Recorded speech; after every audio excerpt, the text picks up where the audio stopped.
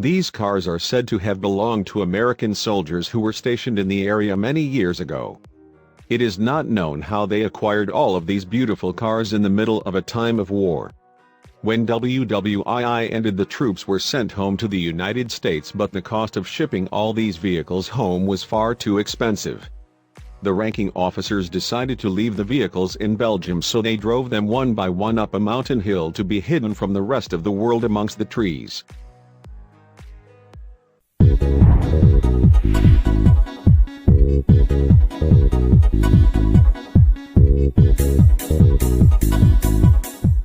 The Chatillon car graveyard was a haunting sight, with lines of abandoned cars sitting in an overgrown forest.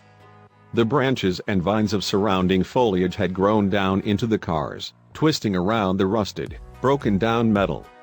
The cars left here resembled skeletons of the shiny toys they once were.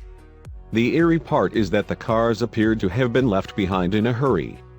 The cars sat for so long, nature took over, causing moss to grow like a new-style paint job from doors and bumpers. As creepy as the Chatillon car graveyard appeared, the true story behind the car cemetery's org. That's not to say there are not stories that tell of the car graveyard's earliest days. One legend claims that the sea of rusted, dented, and bashed-up automobiles once belonged to U.S. soldiers. After finishing up the end of World War II overseas, it was time for them to come home. While they were joyfully packing up to leave, the soldiers realized that they could not bring their vehicles back home. The small village of Chatillon seemed like the perfect place to hide their vehicles, up a hill and hidden away among the trees. Legend has it, the soldiers never meant to leave their cars behind forever. They had plans to return and retrieve their vehicles when they had the chance.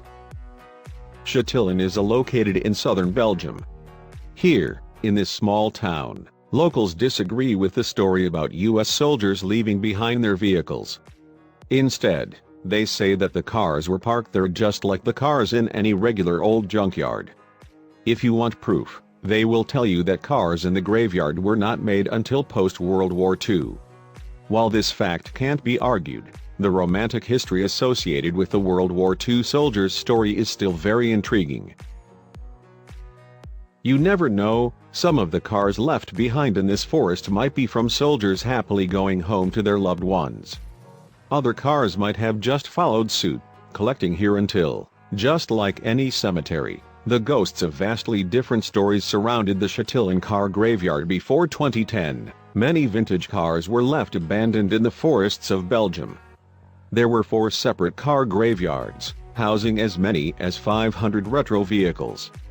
The Chatillon car graveyard was amongst the most popular and well-known spot. Here, it looked as if a traffic jam ended in an apocalyptic-sized problem. Before the car graveyards were scheduled for removal, Urbex Photography shot images of the unique scene. Since you can no longer see the Chatillon graveyard with your own eyes, it's a good thing Urbex and photographer Rosanne de Lang, Marcel Wiegerink, and Theo van Vliet took numerous images of the car graveyard before it was truly laid to rest.